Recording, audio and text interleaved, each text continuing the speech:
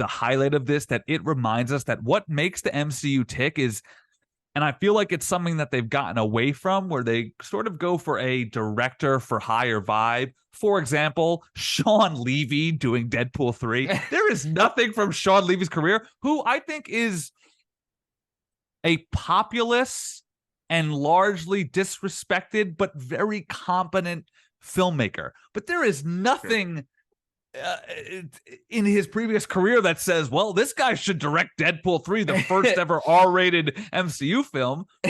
But Loki seems to understand that what you need to do is marry a character and creators who understand their tone. So taking Benson and Moorhead, who are like the ultimate melt your brain sci-fi guys, and to give them this show, it's just such a perfect blend, because Loki's journey feels at the same time both like wildly absurd yet deeply important. His world feels gonzo and bizarre yet felt and real. So I think that ultimately makes it feel like a real show with actual style and actual substance and actual tone and actual ideas, that makes it largely unique to the MCU outside of what James Gunn has done. Like, so I don't think that this is quote unquote as epic or as sprawling as season 1.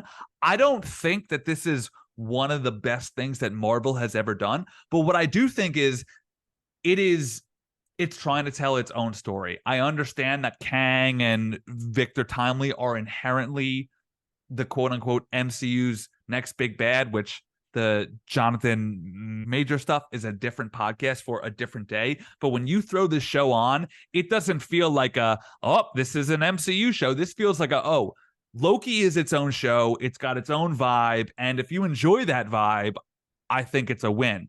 And I will just say that since we're in this era of like MCU multiversal storytelling and like time distortion and reality themes, what it understands more so than No Way Home and Doctor Strange 2, which I both really like, but I think are flawed, and Ant-Man 3, which flat out sucks, is that it has like a deep understanding of like the multiverse and time are like awe-inspiring and cool, but at the end of the day, they're actually both deeply terrifying.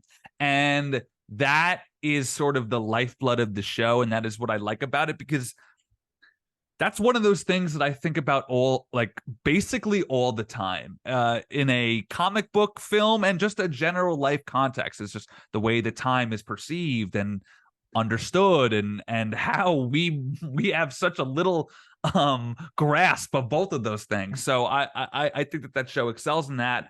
The chemistry between its leads, Tom Hiddleston, Owen Wilson, Gugu Mbatha Raw, Jonathan Majors, Sophia Di Martino, Ke-Huy Quan fits the tone of this series like a glove. I think all that stuff works. So bottom line is that I think that this is sort of the nexus point, to use a Loki pun, of an MCU show finding that right balance of doing its own thing but fitting into the larger picture, which I think is what a lot of the previous films and shows have struggled with.